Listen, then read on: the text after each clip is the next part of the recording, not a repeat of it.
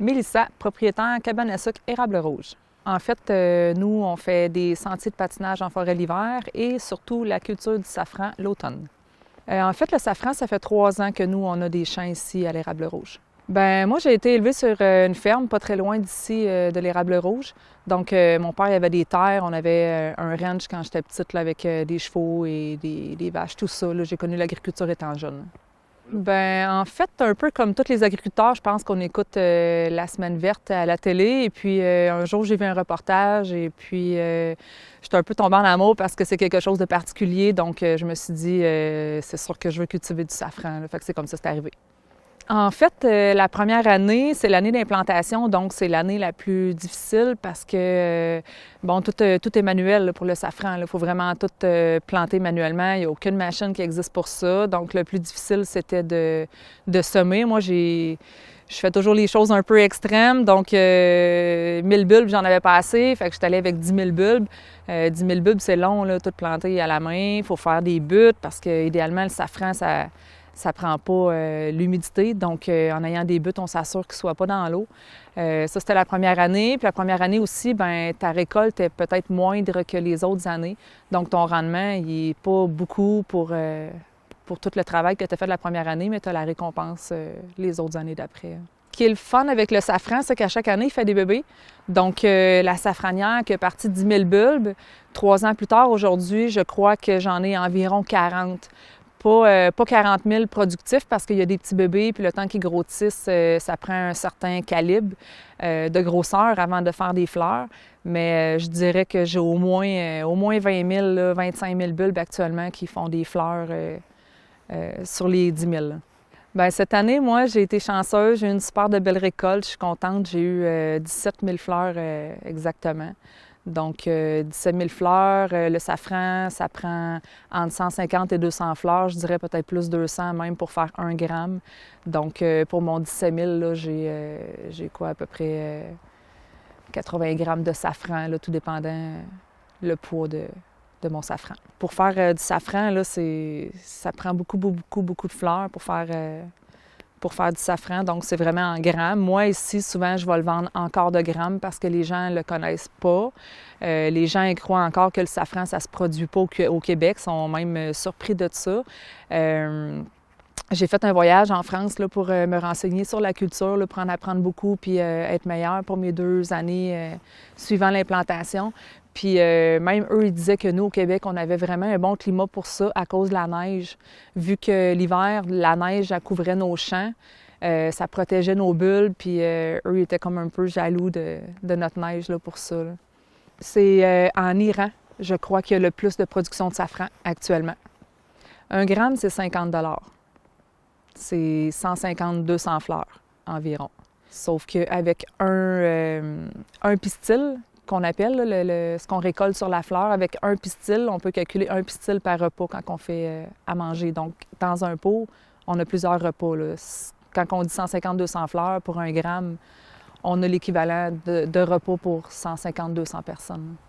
Moi, personnellement, je l'utilise beaucoup en tisane. Tout simplement avec un thé vert. Et puis, c'est souvent, les gens parlent du safran dans les paellas, les riz, ces choses-là, mais ça s'utilise autant dans les plats sucrés que salés.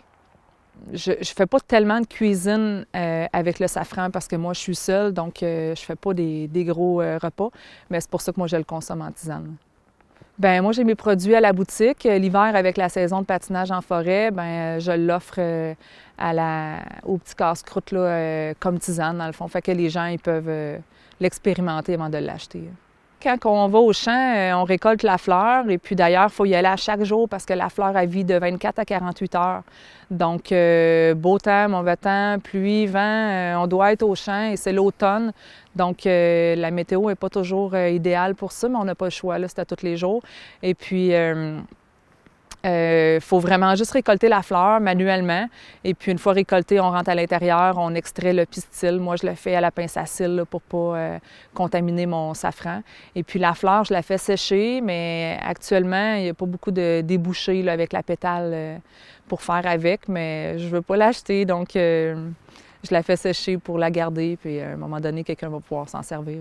J'ai posé la question aux safraniers de France quand j'ai fait mon voyage et puis la plupart des gens m'ont répondu qu'ils sont en expérimentation dans les laboratoires de cosmétiques là-bas, mais même là-bas, tu sais qu'il y a beaucoup de laboratoires, ils n'ont pas encore trouvé la meilleure façon de l'exploiter. Ça commence vraiment, ma saison commence l'automne avec le safran, parce que le safran, l'été, il dort. Il est dans la terre et le bulbe dort. La production commence, le bulbe commence à se réveiller en septembre, et puis la fleur, elle sort en octobre. Puis tout l'hiver, la tige agrandit. Ce qui fait que rendu au printemps, ma tige qui était haute comme ça à l'automne est rendue haute comme ça au mois d'avril quand je finis le temps des sucres. Et puis, aussitôt terminé, le feuillage, il sèche et tout dort tout l'été. Donc, moi, un coup que le safran est terminé, là, c'est le temps de me préparer pour les sentiers de patinage en forêt. Donc, ce que j'ai fait, c'est que j'utilise mes sentiers pour ramasser l'eau d'érable, puis je prépare tout ça l'hiver, puis là, j'arrose pendant plusieurs jours et nuits là, pour faire une patinoire qu'on entretient avec la Zamboni pour que ce soit agréable pour les gens pour venir patiner. Et puis, aussitôt que le sentier de patinage est terminé, là, c'est le temps des sucres qui commence, l'entaillage, les repas de cabane à sucre, tout ça. Pour les sentiers de patinage en forêt, c'est 5 km sans repasser au même endroit, donc on parle de 10 km aller-retour. En fait, moi, je suis seule à m'occuper de l'entreprise ici. Donc, à un moment donné, il faut être imaginatif pour développer tout ça. Puis, il faut trouver des projets qui n'existent pas ailleurs. Puis, j'ai eu comme une inspiration à un moment donné pour ça. J'ai fait mes démarches, des recherches, tout ça. Il faut voir avec la loi agricole parce que, bon, tout n'est pas permis aujourd'hui que la loi agricole, c'est quand même difficile. Donc, j'ai fait mes démarches, puis ils ont accepté mon projet, tout ça. Fait que c'est comme ça que c'est arrivé. Bien, en fait, j'avais reçu une lettre du député pour me remercier, me féliciter pour mon projet, tout ça. Mais, tu sais, vous savez, à un moment donné, on est dans nos choses, on travaille, on est dans notre vie, puis on se rend pas tellement compte de l'extérieur, qu'est-ce que les gens disent, tout ça. Donc, bon, OK, avec mon Facebook, je le vois un peu, là, parce que là, je viens de réannoncer le projet, puis je vois que les gens, ça répond, là, ils sont super contents que le projet revienne. Donc, de cette façon-là, je le vois, mais habituellement, je suis tellement dans mon travail puis dans ma routine, je ne vois pas tellement à l'extérieur, donc je ne vois pas ce qui se dit tellement sur le projet, mais je crois que c'est bien apprécié. Bien, en fait, l'été, je cultive pas vraiment mes champs parce que j'ai pas l'expertise, j'ai pas la machinerie, j'ai pas tout ce qu'il faut pour le faire. Donc, je travaille beaucoup l'automne, l'hiver et le printemps ici, puis l'été, bien, j'ai un travail à l'extérieur là, pour gagner mon salaire. Bien, pour la production de safran, cette année, je crois que c'est un peu comme tous les producteurs. Ça a été difficile. Le printemps a été difficile, l'été aussi. Je ne sais pas ce qui s'est passé pour les autres producteurs cette année, mais la récolte n'a vraiment pas été bonne. Dans mon cas, j'ai commencé ma récolte à la même date que l'année passée. J'ai eu 17 000 fleurs comparativement à 12 000 l'année passée. Donc, j'ai eu une super de belle saison. Pourquoi que les autres producteurs n'ont pas eu une superbe récolte? Je dirais qu'il y en a qui sont amusés à dire que moi, c'est à cause de mon nom de famille. Là. Je m'appelle Fleury. Donc, les gens sur le groupe, on a un petit groupe privé là, de producteurs de safran. Puis les gens ils ont dit « Ah, ça doit être à cause de son nom de famille qu'elle a eu une belle récolte cette année. » Mais honnêtement, je ne sais pas ce qui s'est passé au Québec. Mais peut-être que l'automne était trop froid quand c'est arrivé. Mais pourtant, j'ai un peu la même météo que tout le monde. Mais je suis bien contente pour ma récolte. Bien, on n'a pas le choix, la fleur a vie de 24 à 48 heures. Fait que début octobre, fin septembre, début octobre, là, je vais voir les tiges, puis aussitôt que ça commence à pousser, là, tous les jours. C'est comme la première fleur, c'est tout le temps émotif. Hein? Je ne sais pas pourquoi, le safran, il y a quelque chose d'émotif là-dedans. Même si c'est quand même difficile parce que c'est pas haute terre, hein, les rangs, tout ça. Donc, tu es toujours penché pour ramasser tes fleurs. Puis mes plus grosses journées, c'est autour de 2000-2500 fleurs. Donc, c'est difficile, mais la fleur est tellement belle, puis ça sent tellement bon qu'on oublie tout ce côté-là, puis c'est le fun. La récolte du safran dure environ un mois. Environ un mois. Moi, ça a débuté, ma première fleur, si je me souviens bien, c'est le 8 ou le 5 d'octobre, quelque chose comme ça. Puis un mois plus tard, la neige arrivait, donc c'était terminé. Hein. Mais même encore, c'était terminé parce que la neige, elle a resté. Mais j'ai vu des années que la neige, elle tombait, puis pas longtemps après, les fleurs poussaient à travers la neige. Là. Donc, c'est vraiment la météo qui nous le dit. Là. Ça peut durer un mois et demi, mais c'est pas plus que ça. Là. Donc, moi, vous pouvez trouver le safran ici à l'érable rouge durant la saison de patinage en forêt ou le temps des sucres. J'en ai toujours à la boutique en grammes, en demi-grammes et en quart de gramme. Donc, parfois, je vais faire des produits transformés sur demande là, quand les gens ont des demandes pour moi.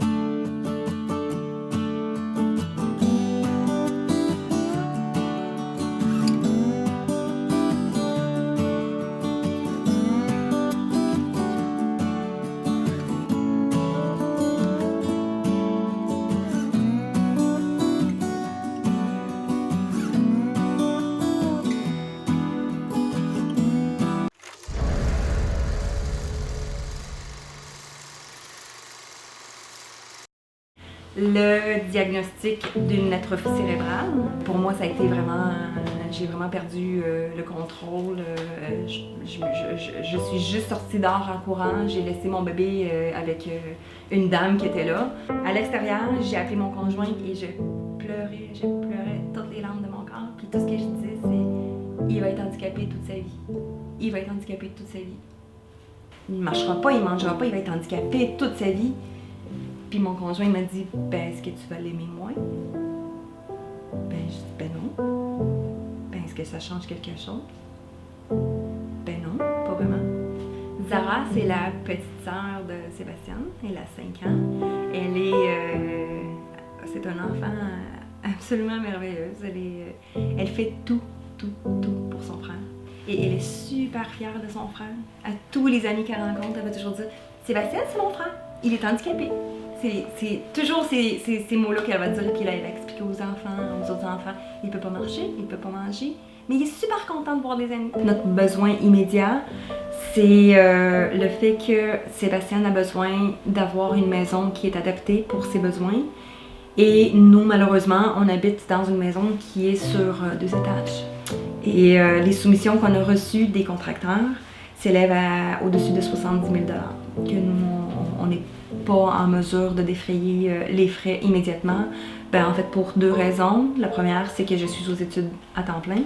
Et la deuxième, c'est que c'est juste papa qui a un revenu à la maison. Merci beaucoup de nous avoir écoutés et d'avoir écouté notre histoire. On vous invite à être des nôtres afin de rencontrer notre famille en personne. Comme vous pouvez voir, Sébastien est très content et très heureux de vous rencontrer la soirée du 17 mars. Merci beaucoup.